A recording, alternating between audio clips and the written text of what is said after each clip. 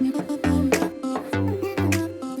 guys, what's going on? Okay, so I really wanted to make this video because comment sections, Instagram polls, whatever it is all over the place that you should be leaving one brand to go to another brand. And so it's something I really wanted to talk about because yeah, there are actually a lot of good reasons right now to consider making a switch from one brand to another. So we're gonna talk about those reasons. I'll be hanging out in the comment section below because I know you guys will probably have particular camera questions about your situation. You guys always do. So let me know those below and I'll be happy to answer those questions for you. First, I just wanna get some emotion out of the way. It is absolutely okay to be loyal to a camera brand just because we've been using it for the last 10 years and it's been working well for us. It is okay. So even though people are trying to make you switch because of other reasons or this has some new feature, most of the people probably trying to get you to switch have been using Apple or Android for the last 10 years and nothing will get them to switch. I mean, some of them have probably been using the same shampoo for 10 years. So there are some really good reasons, and honestly, I've seen 5 reasons that people are scared to switch in the past,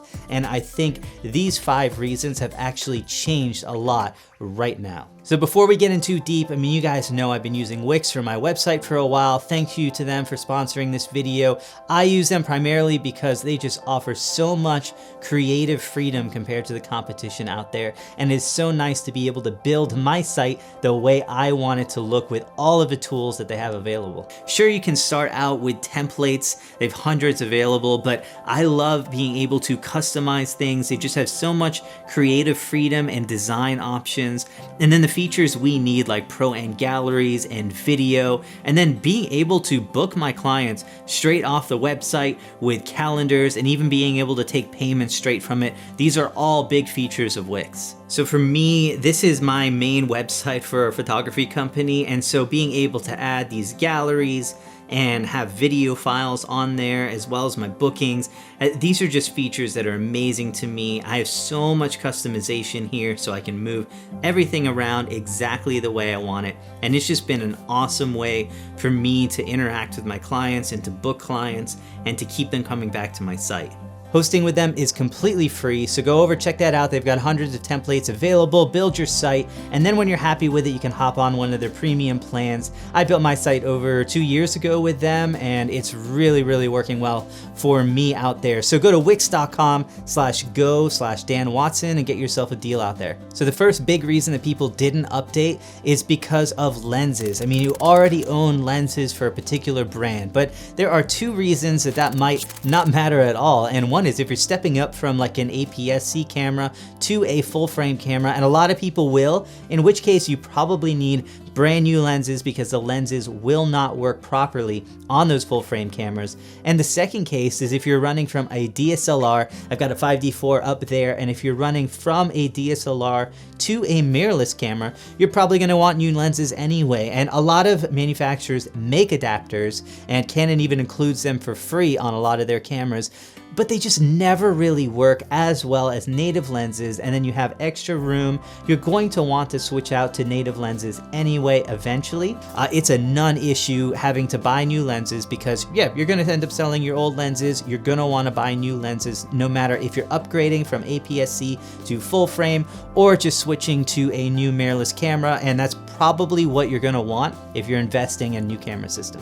So the second reason people like to stay is because they're used to their camera system, and that's a huge thing. I mean, if you're comfortable with your Canon camera, that's a good reason to stay there. Now, I did a video particularly about when to upgrade your cameras, if it's the right time for you, and one of them was knowing your gear and maximizing your full potential. You might want to watch that video actually before you think about upgrading, but this is not really a big issue anymore because you're going to be changing so much no matter what new camera you get. So if you've got an entry-level camera and you're moving to a full frame, because now it used to be that full frame cameras meant large, heavy, ridiculously expensive.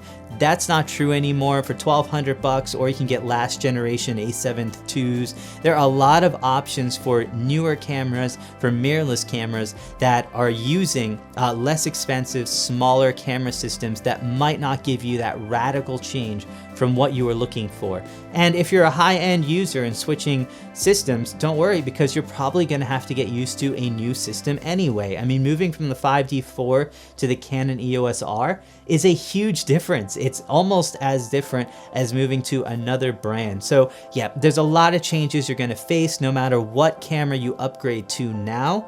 And so you might as well look at that opportunity as a chance to switch systems if there is one that's gonna be better suited for you. Now this one's actually really important because it is true. There is a different look to different camera systems. So a reason that people don't want to change is because they are used to a certain look. Their images have a certain look and have had that look for years. And so they don't want to change. They've heard that certain cameras have good skin tones and things like that. And that is a lot of the time very true, but there are a couple reasons why it might not be as important. And one is that there are presets, and they're both for video with Premiere. You can get LUTs and things like that, or you can get presets for Lightroom.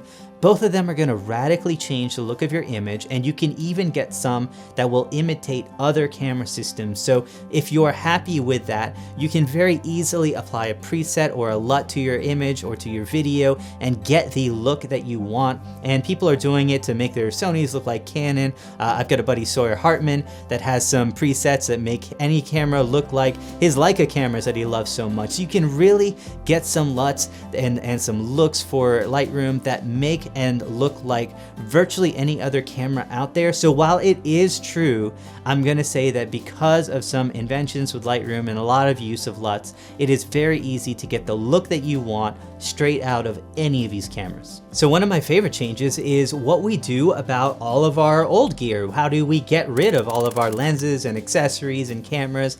And this is something that's changed actually a little while back, but there are so many unique and good and safe places to sell your gear. So it used to be just eBay or classifieds, maybe you had to do something in person. There are a lot of Facebook groups dedicated to a particular camera system.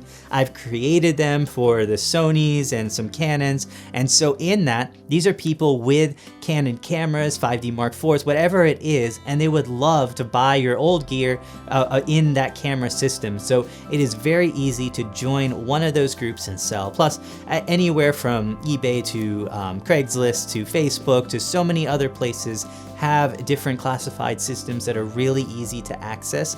And then with systems like PayPal, there are just easier ways of managing money and getting receipts and getting paid and verified and all that kind of stuff. So in the past, it was much more difficult to sell gear in order to get new ones. Now there's just a lot of ways. It's still nothing fun and nothing I like doing, and there's always risk involved no matter what system you use, but there are a lot of other options and a lot more safety built into these systems. So the last one out here is actually a pretty big one, and that is, what do you do when you need help? Because let's face it, any new camera system is going to be a massive learning curve. And I'll say a lot of these cameras I've been using for months, if not years, and I learn some new things about them all the time. And they are complicated pieces of machinery and gear, and there is a lot of new technology. But two things. One is that if you're upgrading cameras, you're probably gonna have a learning curve no matter which camera you go. You might be going from a DSLR to mirrorless, or it's just that these cameras are so loaded with tech that there are now settings for settings. The menu systems are endless and deep with virtually every camera out there. And so you're probably gonna end up with a learning curve anyway. You might as well use that opportunity to invest it into a new camera if you think that new camera is going to be better for you. And the other reason is there is so much help and support out there. I mean, no longer do you even just need Google. You can video just about anything on this and get a nice help course. I've got help courses available for most of these cameras out there. There are a ton of really good people putting out some amazing videos and courses. Most of these are going to be under $100 for sure for most people out there. And it is very beneficial and educational and will give you all the help you need for virtually every camera system out there. But actually the most important thing is not one of those five, and you need to caution yourself before upgrading.